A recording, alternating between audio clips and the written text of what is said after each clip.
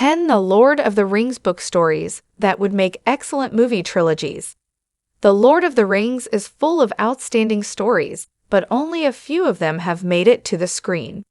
Peter Jackson's Hobbit and Lord of the Rings trilogies adapted the novels of the same name by J.R.R. Tolkien, the English writer who pioneered the fantasy genre. While the Lord of the Rings trilogy adapted one part of the three-part novel per movie, The Hobbit made one children's book into 3 movies. Warner Bros. Clearly loves a movie trilogy, and there are many other Lord of the Rings tales that would work in this format. Jackson's decision to make The Hobbit a trilogy was frequently called into question, with fans questioning if extending the story to a trilogy was a money grab, as it required the addition of a lot of original content. Lord of the Rings Middle-earth stories are so well-loved and timeless that all adaptations should aim to be entirely faithful to them in spirit, even if the narrative, timing, or characters do change slightly. The Hobbit wasn't ideal source material, so it was hard to keep it faithful, but some stories in the Legendarium are certainly suited to a trilogy. The Silmarillion is a treasure trove of stories, and the earliest wars in it would make an intriguing movie trilogy. It remains to be seen if this content would work best as a trilogy, a series, or perhaps a sequence of shorts. However, there is enough content surrounding the Ainulindalë and the subsequent battles to form brilliant material. The Ainulindalë is Tolkien's cosmic origin story for his world, and the battles that followed it changed Middle-earth forever. Lord of the Rings Eru Ilúvatar created the Ainur before elves or men, and led them in a song that visualized the world and its future. It was called the Ainulindalë, and it saw Morgoth the Vala launch into discordant song disobediently. Morgoth ended up fighting the Valar over control of Middle-earth, and he lost in the First War before engaging in the supernatural Battle of the Powers, which would entail huge natural disasters. These would be expensive to adapt, but awesome on-screen. Prime Video's The Lord of the Rings. The Rings of Power is telling the origin story of Lord of the Rings villain Sauron and his rise to power in the Second Age.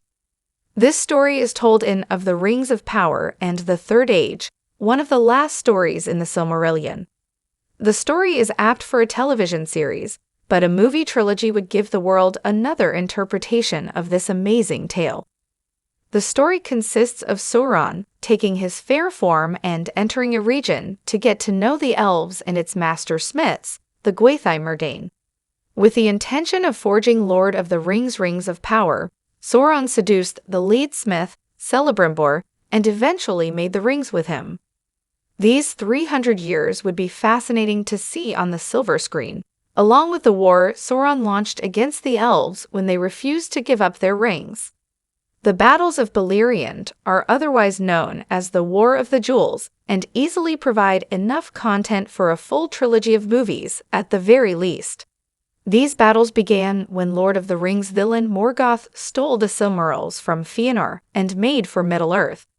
These magical jewels contained the light of the 2 trees, and Fëanor led his people to cut down anyone who stood between him and them. A flashback to the First Age in Amazon's Rings of Power appeared to show the Hill of Slain created by the Battle of Unnumbered Tears. Following Morgoth to Middle-earth, Fëanor and the Noldor ended up fighting his forces in many battles. Triggered originally by the theft of the Silmarils, the War of the Jewels spanned multiple huge battles. The first 3 battles could take up Movie 1 in a trilogy about the battles of Beleriand. The Battle of Sudden Flame could make up the second movie, and the Battle of Unnumbered Tears could constitute the third. This savage conflict resulted in a pile of the dead that became a huge hill. Lord of the Rings Fourth Age was an age of mystery, but had enough stories in it to make up a movie trilogy. There was relatively little detail about these stories in the appendices to The Lord of the Rings, sweeping and majestic though they were. Lots of dialogue would need to be invented to make it work on screen. However, if done right, this trilogy could tell tales of the Age of Men, which came as the elves faded from Middle-earth. Aragorn ruled his reunited kingdom of Gondor and Arnor into the Fourth Age, which would be awesome to see in Warner Bros. Movies. Gimli helped rebuild Gondor after its destruction in the War of the Ring and became Lord of the Glittering Caves, which could make up a movie in and of itself. In another movie-worthy dwarf highlight of Lord of the Rings, Durand VI reclaimed Moria in the Fourth Age. Doriath was one of Lord of the Rings' toughest strongholds, but it fell in the First Age, which would make for a great movie or three. King Eleuthingol was a great elvish leader of the First Age, deserving his own movie, and he ruled the woodland kingdom of Doriath with his wife, Melian the Maya.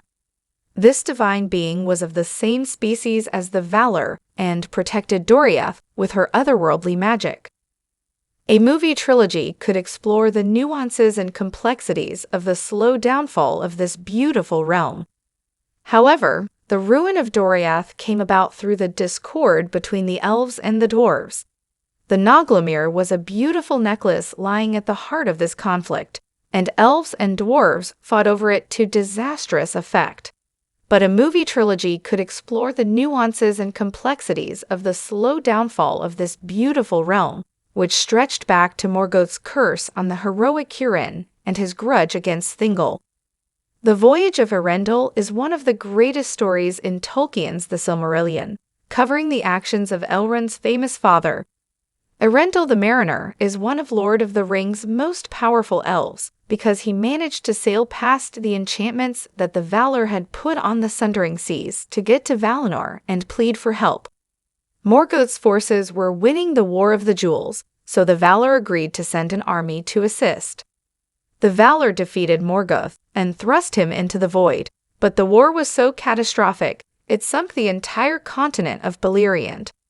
The host of the Valar was one of the strongest armies in Lord of the Rings history, and it totally annihilated Morgoth's forces. The fascinating War of Wrath could probably be covered by 2 movies, if Eärendil's journey was covered by the first movie in the trilogy. Eärendil defeated Ancalagon the Black, a dragon even mightier than Smaug. The Valar defeated Morgoth and thrust him into the void, but the war was so catastrophic, it sunk the entire continent of Beleriand. The fall of Numenor will likely be covered by Amazon's Rings of Power, but it would be the perfect story for a movie trilogy. Covered by The Silmarillion and also its own standalone compilation publication.